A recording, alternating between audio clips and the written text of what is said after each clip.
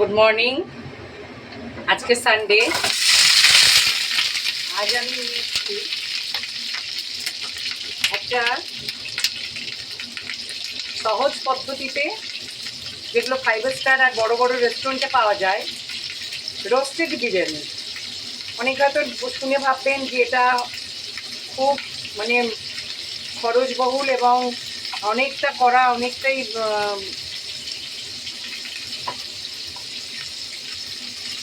Easy না, কিন্তু আমি ইজি পদ্ধতিতে আপনাদের ঘরের যা জিনিসগুলো আছে সেগুলো দিয়ে আমি রান্না করে দেখাবো। আপনারা শেষ পর্যন্ত দেখবেন, আমি প্রসেসটা দেখাবো। এদিকে আমি আলুটা লাল করছি। রোস্টেড বিরিয়ানিতে কিন্তু আলু পড়ে না, কিন্তু আমার ঘরে আলু ছাড়া খাই না, যার জন্য আমি কটা আলু দেব। আর খেতে ভীষণ টেস্ট। এগুলো বড় বড় রেস্টুরেন্ট আর 5 স্টার হোটেলেই পাওয়া যায়। বাড়িতে ট্রাই করলে সেটাও খুব ভালো হয়। রোস্টেড বলতে আমি এদিকে আলু লাল করছি, এতে ফুড কালার আর নুন দিয়ে দিয়েছি। এদিকে আমি তেলটা গরম করেছি, এর মধ্যে দেব পেঁয়াজ আর শুকনো লঙ্কা ভাজা করতে।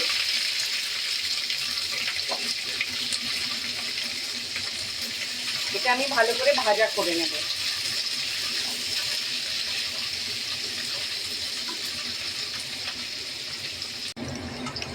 আলুটা লাল হয়ে এসছে, এর মধ্যে আমি পরিমাণ মতন জল দেব, আলুটা গলার মতন। এখানে দিয়ে দেব বিরিয়ানির মশলা। নুন তো আগে দিয়েই দিয়েছি, আর গুঁড়ো লঙ্কা গুঁড়ো।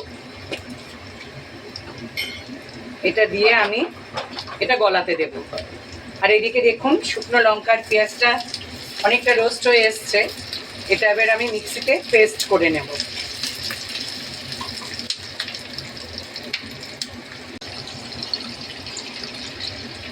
আমি এবারে চিকেনটা রোস্ট করব।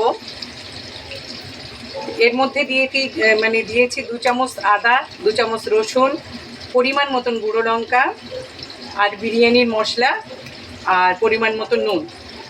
এবার আমি এগুলো ডুবো তেলে রোস্ট করব, কারণ আবার ওই মশলাতে আমার গলাতে হবে, যার জন্য আমার এটা তাড়াতাড়ি ভেজে নিতে হবে।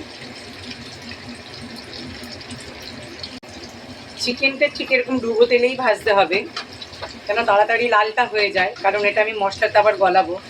এদিকে আমার আলুটাও হয়ে গেছে। কড়াইয়ের মধ্যে যে তেলটা ছিল ভাজা, ওই তেলের মধ্যে আমি দিয়ে দিচ্ছি আদা, রসুন, নুন, বিরিয়ানির মশলা, সামান্য চিনি, একটু ফুড কালার, একদম সামান্য। এই দেখুন একটুখানি। যেহেতু আমার গোটা আদা রসুন ছিল না, ওই জন্য আমি এটা এখন ভালো করে রোস্ট করে নেব।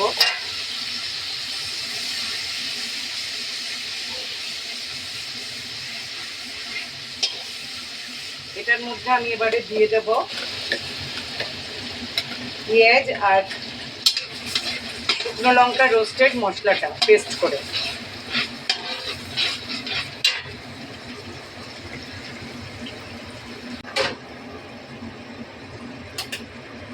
দেখুন মশলাটা আমার হয়ে এসছে।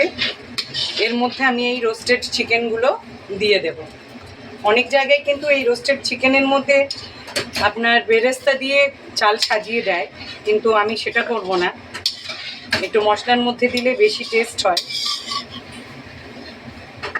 এটা অল্প কিছুক্ষণের মধ্যেই আমার হয়ে যাবে। সব কিছু তো করা আছে, রোস্ট করা আছে।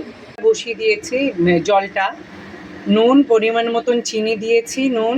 আর এখানে দেখুন বিরিয়ানির সব গোটা মশলাগুলো দিয়ে দিয়েছি। আর এখানে এই 2 ঘন্টা ধরে চালটা ভেজানো আছে। এবার ভাতটা আমি করে নেব। আলুটার আর চিকেন সাজিয়ে নিয়েছি, এরপরে আমি বেরেস্তাটা দিয়ে দিচ্ছি। এরপরে বিরিয়ানির মশলাটা আমি দিয়ে দেব।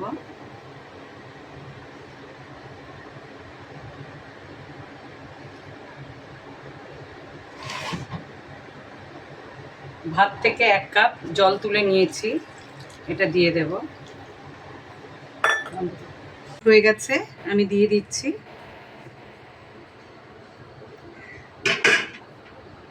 ঘিয়ের মধ্যে আমি বেরেস্তা করেছিলাম, সেই তেলের মধ্যে 1 কাপ দুধ দিয়ে আমি দিয়ে দিচ্ছি। একটু গোলাপ জলের মধ্যে সামান্য ফুড কালার দিয়ে আমি চারিদিকে দিয়ে দিচ্ছি। এবার কয়েক ফোঁটা আমি মিষ্টি আতর দিয়ে দিলাম। তা দিয়ে আমি 5 মিনিট হাই ফ্লেমে দেব, তারপরে 45 মিনিট লো ফ্লেমে দিয়ে রাখবো, দমে বসাবো।